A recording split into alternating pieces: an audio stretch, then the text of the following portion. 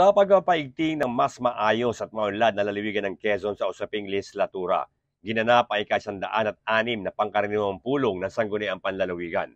Napagtibay ang ilang mga executive orders sa ginanap na pulong, kabilang na ang pagbibigay ng 28,810,000 pesos na tulong pinansyal para sa mga mangingisda, magsasaka at iba pang mga mamamayan na naapektuhan ng El Nino.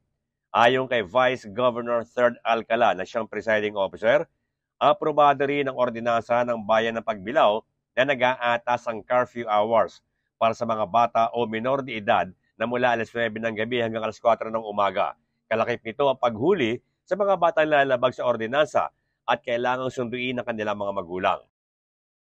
Samantala, kinilala naman ng Quezon Deaf Community Children Bros na nagkamit ng unang pwesto sa kauna-unahang National Men's and Women's 3-on-3 Basketball Tournament ng Deaf Association of Quezon Province.